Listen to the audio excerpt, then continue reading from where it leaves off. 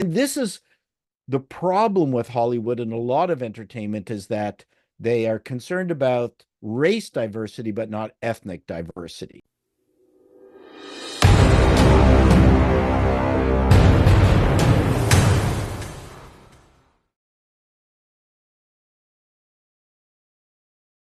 We are still going to see films that were made right in the middle of no male gaze, super diversity.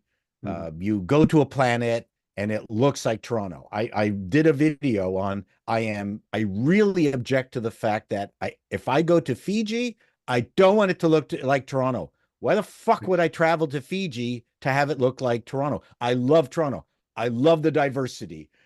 I mean, that's actually, I grew up in Toronto. This is the thing that made Toronto, really quite neat. And Bloor West Village, you've got a shit ton of white and Asian combo kids. I forget there's a name for that. That just happens to be a fashionable thing to have a combo white and Asian kid. I think they do it on purpose. So, and like no one cares. But now if you go to London, it looks like South Asia, which, okay, I have no intrinsic objection to that, but that's not why I go to London. Right. So it's no longer a tourist destination for me. I don't want Morocco to look like Toronto. Right. I want to see people in white putties and eating Moroccan food and smoking hashish or whatever else. I mean, this is the problem with Hollywood and a lot of entertainment is that they are concerned about race diversity, but not ethnic diversity, where even, I can't remember the guy's name, he played Hannibal on TV, he's played numerous bad guys, and he's doing this Finnish historical drama from the 1700s. And one of the reporters said, well, is your movie going to be diverse? And the guy just looked at him. You could just go, you fucking nuts. It's Finland, 1700s. Right. Like,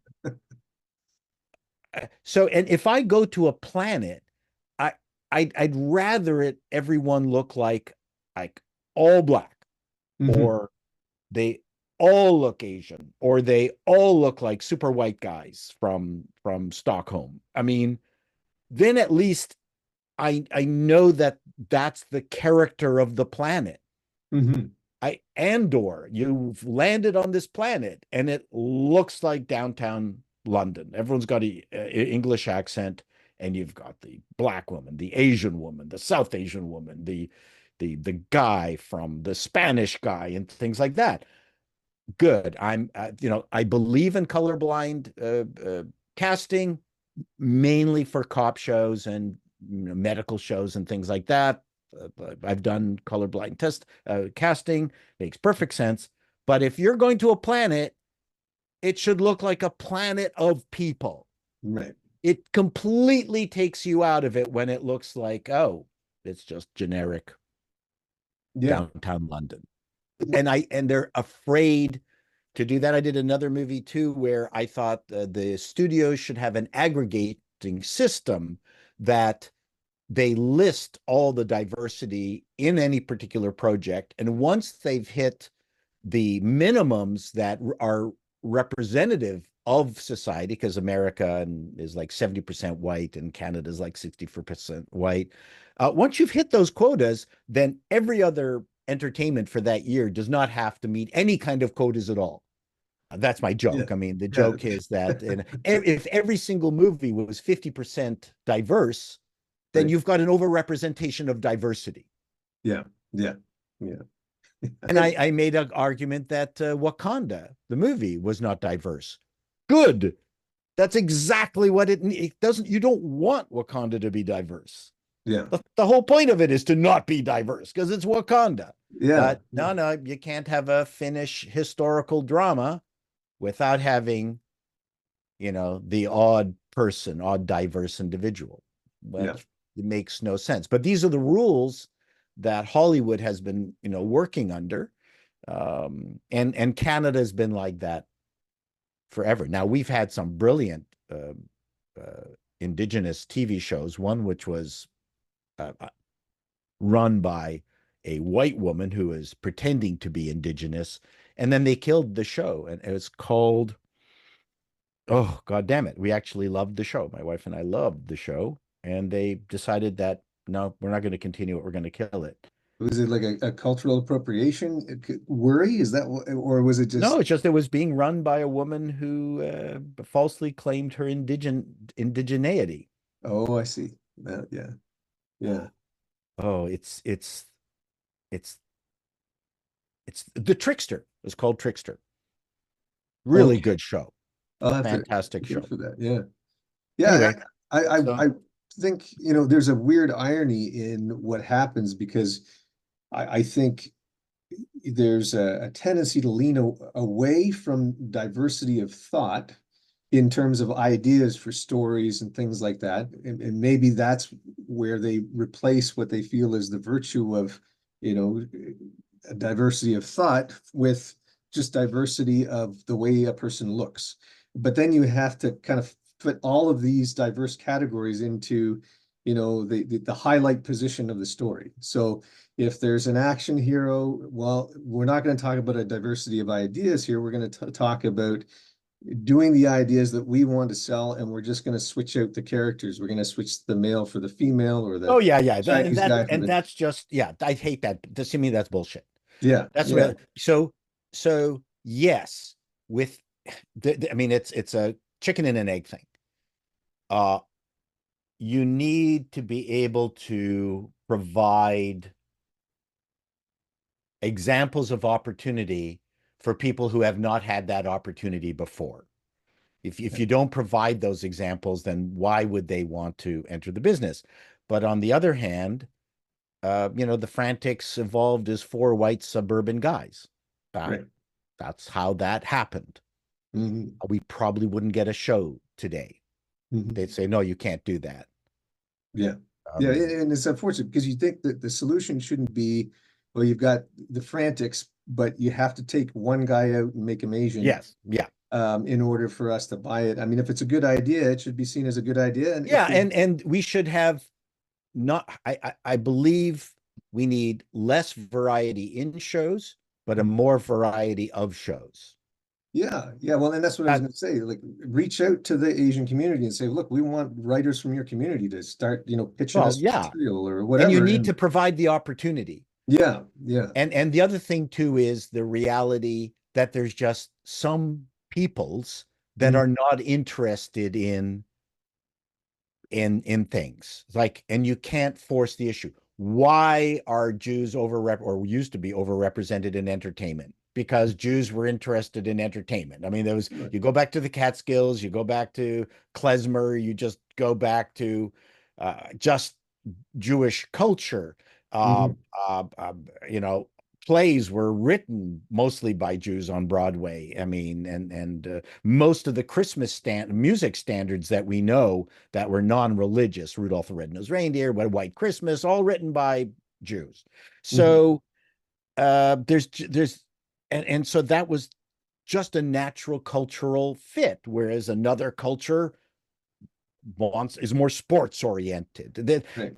These you shouldn't be penalized for that, but on the other hand, you shouldn't be purposely what's the word there shouldn't be a prejudice against people wanting to go in an unusual, but I mean I can get started on just how bad writing has become, and Mhm. how we have transitioned from being able to talk about difficult subjects like The Man Who Came to Dinner, or what was In the Heat of the Night, which were very powerful shows about racism, things like that, Yeah. where now an individual announces that they're gay on a show, and that's how powerful, that's their power. Like that's it. Right. Okay, that was stunning and brave. Just the mere fact that you've announced that you're on gay. Well, I mean, okay. I mean, who cares? Rock Hudson was gay. Right. Hmm. but he didn't have to talk about that, Right. Yeah. you know, Yeah. on the movies. And so the writing has become bad. Has it gotten bad, worse? Everything has to be stunning and brave and things like that. But things are changing. There's a movie with Demi Moore, a horror, body horror movie that's just come out Oh, that okay. everyone is just saying is fantastic. Yeah. So But what isn't the change more that like, and this is what at least what I've been hearing with people moving to Vegas from LA, and I've been talking to some producers who are fleeing LA to go, to the Carolinas or to Florida or Austin, Texas. There are, it seems like, Hollywood's getting flushed out because people are yeah, getting tired of this shoehorning, and then they're creating some of these things more maybe not independently entirely, but it's scattering things outward a bit yep, more rather than yeah, being. and we'll see how it evolves. But we're seeing now the slow evolution away from political correctness. Are we going to ever get the French Connection? Are we ever going to get The Godfather? Are we ever going to get In the Heat of the Night? I mean, uh, are we going to get Panic in Needle Park again? I mean, these exploratory movies, Shampoo, The Graduate. I'm just not seeing people on the horizon who love movies. Yeah. That's the problem. And being a comedian, and I'm going to leave it at this, as someone who loves comedy, we are so bereft of comedy. And people talk about how comedy needs to be edgy, but no, that's not the case. Hollywood, at its height, cranked out a huge amount of comedies. Hmm. But gentle stuff. I mean, you had the Bob Hope, Bing Crosby road movies. There was no swearing in it. There was nothing. I mean, you ended up in some a Moroccan hotel, and there'd be a beautiful woman there that Bob Hope would try to pick up, and it was all Right. hoary, stupid stuff. But you also had Arsenic and Old Lace with Cary Grant. Hmm. You had Charade, which wasn't a comedy. You had the Philadelphia Story with Jimmy Stewart. I mean, there's this comedies. Comedy was a huge. You Can't Take It With You, The Man Who Came to Dinner, just tons and tons of comedy, gentle, wonderful stuff. Ivan Reitman did a movie called Dave, which I absolutely love. A gentle throwback comedy. If you've never seen it, I recommend that you watch it. It Oh, I stars think I did Sigourney see that, Weaver.